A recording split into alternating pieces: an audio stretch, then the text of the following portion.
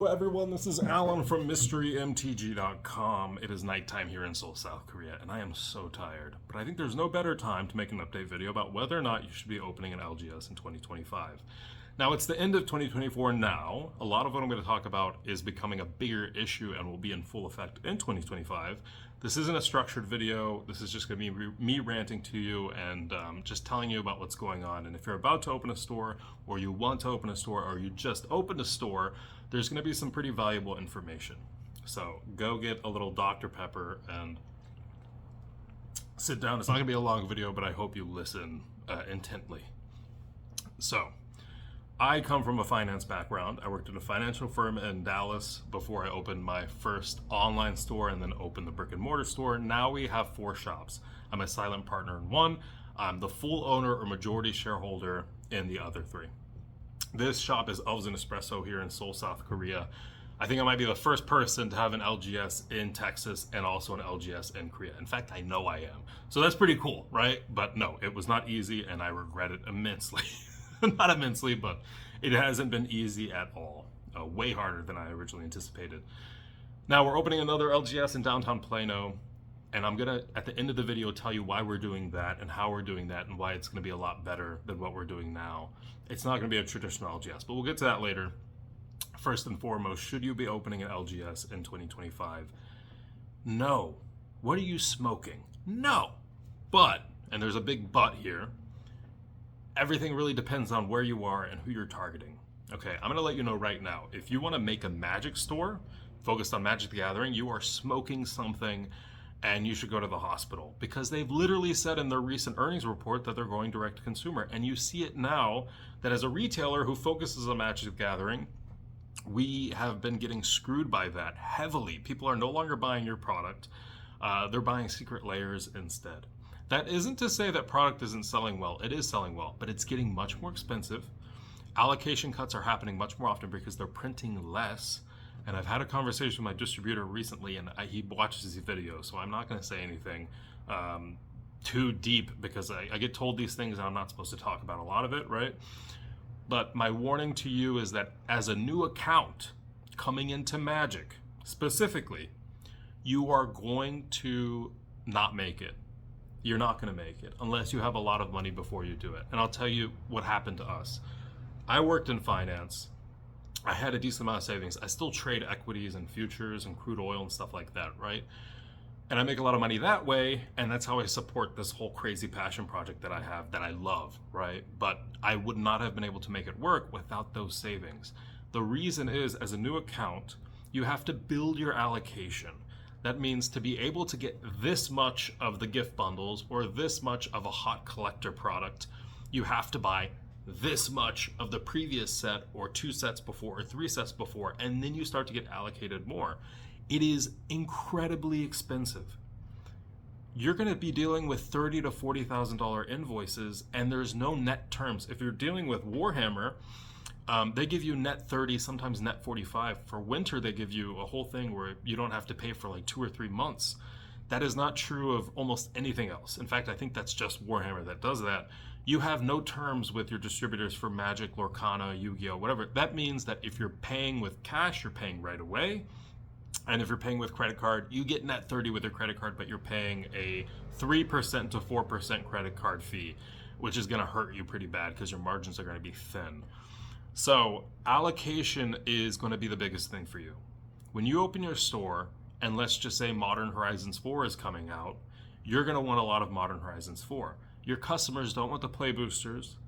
They want gift bundles and they want collectors. I'm telling you right now, if you're a new account, you'll get like 12 collector boxes. You'll get 6 collector boxes. You can probably order as much as you want of play boosters, but I've heard of distributors that won't even sell you what you need for play boosters. You'll get allocated on that too. This wasn't true before. You know, even for us, when we opened the Mystery Cards and Games location in Plano, Double Masters 2022 was coming out, and we got a very decent allocation because our distributor was welcoming us to the program. Whereas recently, I know someone who opened a new store who put a lot of money into it, had a decent amount of demand, opened a new account, got rejected from 2 other distributors who weren't taking new accounts, and then they basically said, you're going to get like a case of product for Duskmourn, because the collectors were kind of hot for Duskmourn, and you're going to get almost nothing of the commander decks. But we can give you a bunch of play boosters, which no one is going to buy from you because they can go on to Amazon or any of these heavily discounted online retailers and get for way cheaper. In fact, basically your distribution price. TCG Player will sell for distribution price. They're doing that now for Foundations. You're going to look at what you're paying for Foundations, and you're going to look at what TCG Player is wholesaling it for on the marketplace that you're going to sell on. So they're going to undercut you because they can. And you're going to say, well, how am I supposed to make this work? You can't make it work. New stores are screwed, and they're going to continue to be screwed, because unless you're coming in with a lot of money and you're really good at negotiating, you're not going to get an amazing deal with PhD or Magazine Exchange or Southern Hobby or GTS or Alliance or anyone else that you're using. You're just not going to get a good deal, and you're not going to get the product you need. And then you're going to realize that, oh crap, I have to do free commander nights. I have to do free nights to get people in. They're not spending money with you. People are going to be bringing in proxied out decks. They're not going to be buying your singles. It's really bad. If you're a Magic store, that's the case. Now, let's talk about if you want to open a Lorcana store or a Pokemon store or a Yu-Gi-Oh store, the situation is much different, right? With Pokemon, people aren't proxying Pokemon decks. They're collecting because they want to collect the real Pokemon cards. And it's just a much different dynamic than you'll see in Magic. Same thing with Yu-Gi-Oh! It seems like people in Yu-Gi-Oh! Will buy a case or 2 cases of product if you have a real Yu-Gi-Oh! Community. If you don't, you're not going to be selling any product. Your price that you pay will be more than what the Yu-Gi-Oh! Box is worth in a month. The products crash after release. Sometimes right after release, you'll be selling it for what you paid from distributor, and you'll lose the fee on the TCG Player. So you're going to be losing like 14%. That's not including the shipping fees that you're going to incur. So that sounds pretty pessimistic, right? Well, it is pessimistic. You aren't the only one in this. There are 10 other shops around you that are going to be selling the product just like you. Amazon is selling the product just like you, sometimes with more favorable terms. They actually get little promos now for ordering from Amazon. TCG Player is going to undercut you. They have this whole thing for big accounts where they can, as long as they're, we made a whole video about this. It's called TCG Player is Scum and Why You Should Care. They're going to undercut you, and like right now with Foundations, they're pinging all their customers saying, hey, we're selling play booster boxes for $115 or $119, and we're selling collector boxes for $180 or $190. You're not going to be able to compete with that. You're going to lose money, okay? Now, when does it make sense for you to open an LGS, and when is this not a concern? It's not a concern if you're opening in an area with very little competition and you don't foresee competition coming. And it makes sense for you if your customers are of a certain breed of people who really want to support an LGS. In this location, our customers spend a lot on beer and coffee, and we have, you can't see it, but we have an espresso machine over there, a Lemurozoko. It's a pretty expensive machine, but it's made its money back, where we make specialty coffee drinks. We have beer on tap, we have bottled beer, we have paninis for sale, and so we make enough money from food and drink that we don't worry about event entry and product sales as much here. In fact, it's sort of an afterthought. The majority of people will come in and play D&D and buy dice, buy books here and there, but the majority will just buy beer, a ton of drinks, and that's how you're going to make your money if you have a food and beverage shop that's also an LGS, okay? Which is also very dangerous because food and beverage has terrible margins as well, unless you're pairing it with something like a Gamestore where you can charge a little bit more, but you can, for example, let them play all of these board games for free. And so that's what we do. Sorry for the Coke cans, we just got a shipment in. But anyone who comes in who buys a drink can play the board games for free. As long as they buy a drink or a beer or panini or something, they can play for free.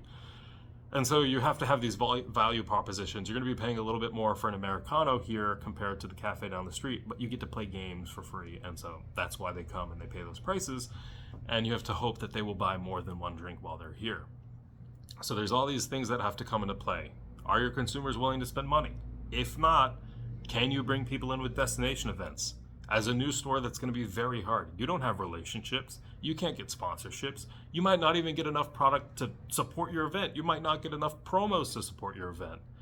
These are all things you really have to take into consideration when you're starting a store. You're coming in at zero when all of the 6,000 other WPNs around you have been in existence for 10 or 15 years, and it's very, very difficult. You need to have something that differentiates you from everyone around you. Okay, and that's difficult as a game store because you're selling what everyone else is able to sell. There's no special thing that you can get for being a distributor in or being a game store in Columbus, Ohio, that I'm not going to be able to sell in Texas. That's never the case, and so it's very difficult. And people ask me, why did I open an LGS in South Korea, and why do we have an LGS in Japan? It's because we get access to products that no one else can get, but we're crazy and no one else has been able to do this because it is insanely expensive. The tax situation is very wonky, and to be able to manage a store in a different country and another country and another country is, your brain's going to explode, and mine's about to explode. The stress is crazy. Look at me. I've wrinkles. I'm an old man now. I'm not that old, but I've aged a lot because it's a very hard business. Beyond all that, your relationship with your distributor, no matter who you are and what you do, is going to be very strained. Because you're going to point to a store down the road and say, why did they get 120 gift bundles and why did I get 12? I ordered a bunch of play boosters from you last set. A lot of these distributors have grandfathered in accounts where people have very strong relationships with the reps. They have very strong relationships with the owners of some of these distribution companies. And they're going to get way better allocation with you, even if you spend as much money. And that's hard. It's a hard pill to swallow. You just aren't going to get what they can get. Okay, and no matter how big you get, that's just the way it goes. We have a store near us that has an incredible deal with one of their local distributors, and they're able to do stuff that we could never do because they have that relationship, and they made that relationship 10 years before we opened. We can't come close to that, right? So we got to pivot.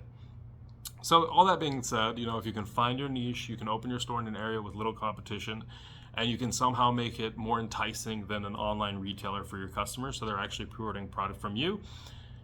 You're not going to understand how bad your overhead is until you cost everything out and you realize that we have these employees, which if you aren't paying them at least 15 an hour, 12 an hour, 13 an hour, whatever's good in your area, you're going to get significant kickback from your customers. If you have over a certain amount of employees, you're probably going to get unionized, which I support unions, but as a game store, that would just destroy you because your margins are super thin. So if that happened, you would get wrecked, absolutely destroyed. Even Card Kingdom ended up closing the location that was unionized or minimizing it because of that issue. So these are all things to think about. The answer is to not do it. Yes, you can go play that game where you run your TCG shop and it feels like I can make this work and maybe I'd be a really good store owner. You don't understand. We got robbed 2 times in 2 months. Violently robbed. And it hurt our business. In fact, it hurt our business because we had damaged goods. We had a damaged store, and then our customers didn't feel safe for a little bit, so they didn't come in. And it felt like no one was willing to help us out. No one cared. No one cared. The game stores don't care. The distributors don't care. The game companies don't care. You're going to be left to fend for yourself. Okay, and you better have insurance because that's the only thing that's going to save you if you end up with $40,000 to $60,000 in loss and damaged doors and damaged windows. To replace a damaged door frame is like $8,000. Okay, so it's really, you got to be very lucky to not have that happen to you as a new store. And also, once you try to file your insurance claim, they might say the singles are only worth what you bought them from distributor for, which is 1 booster box divided by 36 packs divided by 15. So you're going to get, if someone stole a Gaia's Cradle, they'll refund you 25 cents or 30 cents for it. So no, it's not even worth it in that avenue, unless your insurance acknowledges the secondary market value of the item, right? So there's a lot of things to take into consideration here. Direct to consumer is becoming a big thing. Secret layers are taking a lot of your customers' money, and they're not going to have that much money to spend with you after. Okay, the whole notion of support your LGS is starting to fade away. I used to see that all the time. People would say, I got this box from Amazon, and all the comments on the bottom would be, go to your LGS, go to your LGS, F you for going to Amazon. And which I didn't fully agree with. I thought, if you're going to buy a box from Amazon, whatever. But now it's gone. That whole sentiment is just to the wayside. Everyone orders from Amazon. They get resale product and they do it again, right? They've been conditioned. And nowadays you can get Amazon exclusive promos. There's almost no benefit to opening an LGS now. Even if you create an amazingly beautiful LGS and you become a WP premium, the benefits have become close to zero. They're terrible. They're awful. Even the whole, you can get specific promotional banners and blah, blah, blah, which I don't know if you see much value in that, but that has now become available to all WPNs. So for the people who put that extra hard work in to make it WPN premium, you're not going to see much of a benefit at all, except maybe RCQs where you get 2 invites instead of 1, which brings more people to your store, and that's hosted fairly often, so that will bring in a bit of income for you. Your overhead might really kill you. Depends on where you open, depends on how many employees you have, depends on how much work you can do. Now, so when I first started, I had no kids and I wasn't married. Now I'm married and I have a 1-year-old son and I have another one who's being born next week. And I'm telling you right now that this stress was easily handled before and now is enough to kill a person. I think it's so stressful. Even for foundations, we had a big issue with our pre-release kits that I had to figure out, and it involved multi-day conversations with distributors, with Wizards of the Coast, with my employees, back and forth, schedule a call at 4 a.m. my time because I'm in South Korea and I have to talk to someone in Texas. So it's incredibly difficult, guys. It's so difficult. And at the end of the day, your customers are not going to understand this. They're not going to see what you're putting in, the effort you're putting in. So you can't convince them to go and spend 10 to 15% more with you versus Amazon because they don't know that maybe you're pouring your life effort and you love them and you want them to be with you forever. Numbers are numbers at the end of the day, and if it's cheaper somewhere else, they're going to go somewhere else. And it's going to be cheaper somewhere else.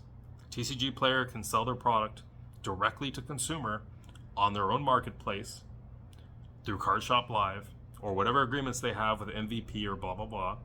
And it's going to be less than what you buy the product for from distribution. So if you can handle that, great. Open an LGS. 99.9% of us cannot handle that. Even I cannot handle that. It's killing our business to a certain degree. Now we pivoted, and we're going to continue to pivot. Our LGS that we're opening in downtown Plano is going to be a cafe, it's going to be an eatery, and then it's going to be a game store. It's going to be the mock sporting house of the South, if I can do it correctly. And then that's where we're going to, hopefully, if we have enough selection and enough food and enough drinks to make it worth it for people, it's going to be popular. And then we'll make enough money from the drinks and food to not have to worry as much about event entry or RCQs filling or events filling. That is the hope. That is the hope, and that is what all of us attempt to strive to, which is not relying on sealed product or singles to stay alive. It's just too much competition, okay? Many times, like a Commander Masters or the Magic 30th event, where this product is supposed to be popular, so you reserve all your numbers and you can't cancel your numbers because you've locked them in with your distributor, and if you do cancel your numbers, they'll cancel your account. Where this happens and then you're stuck with a bunch of product that is selling for below distribution cost, you might lose $10,000 to $15,000 there. You might even close because of that event that's happened. These are things that a new store cannot handle, that you just cannot handle. 2025, we're at the end of a bull run. People are spending less money. People are coming to the LGS less often. Commander nights everywhere are becoming a little bit less populated because people aren't playing as much. Maybe it's the time of the year, but I think more so it's just people are spending less money on Magic. Less people are spending money on Magic, but the people who spend money on Magic are spending more money. And I think that's why the market is still growing for Wizards, but it's softening for local game stores. They're still making money from Secret Layers. They're selling out of Secret Layers right and left, okay? And I don't think they're worried about their margins. But as an LGS, you will be worried about your margins. Things are not great in terms of how much you're going to be making. I'll give you an example. Here in Korea, it depends on where you're opening a store. Some of you are not going to be American. So I'll just tell you, these Nightmare bundles we buy for $80 in Korea. Distribution price, because Wizards of the Coast Korea no longer exists. So you have to buy from Asmodee. Asmodee gets it at a slightly higher price, and they have to pay VAT on whatever comes in here. So we're paying $80 USD for these boxes, which are MSRP $80 in America, okay? So we have to sell them for $100-something.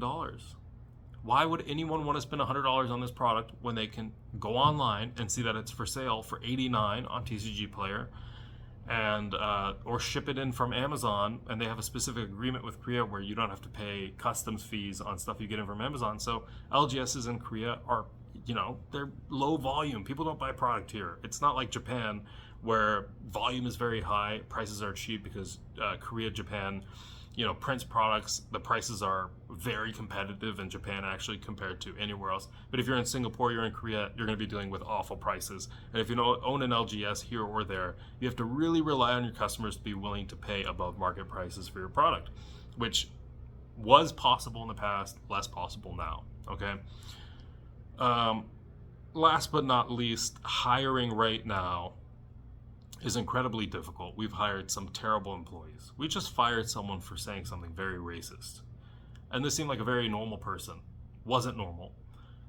Said a derogatory term that I haven't seen anyone say in front of me and except for online.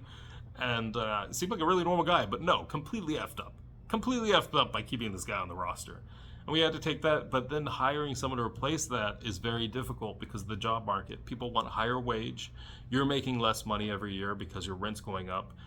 Distribution prices are going up. Fees are going up. And people need 401k, they need healthcare, and you can't do it. Not as a game store. You cannot do it. Unless you're selling high volume, then maybe you can make it make sense. But for the majority of us, it will not make sense for you to have, which you will need like 5 people on staff, and you're going to have to pay them competitive prices, which you can't afford. Okay? You think you can afford it, but wait until you get to the end of the year and you talk to your accountant and they say, "What were you doing? You're paying your wages way too high.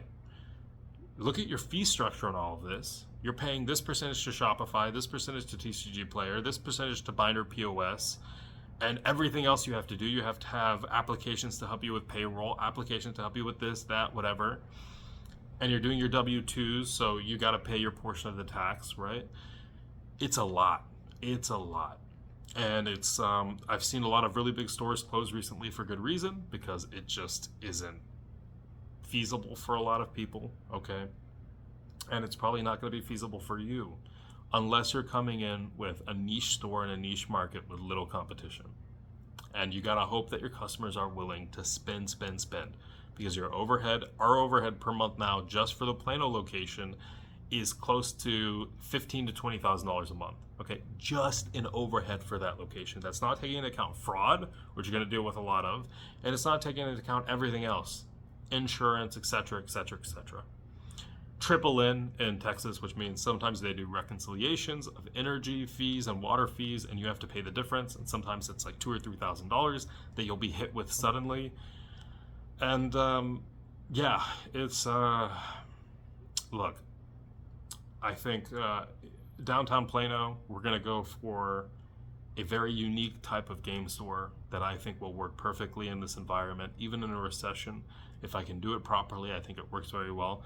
But that comes at, I have access to 7 figures and capital to take a loan out and do this, or to borrow money, or to get an investor to come in, because we have all these other stores where we can prove, hey, we did it this way, support us on this end. But if we couldn't do that, then I think the reality would be that I'd say all of these game stores have a death counter happening, and maybe we have a year and a half left, maybe we have 2 years left.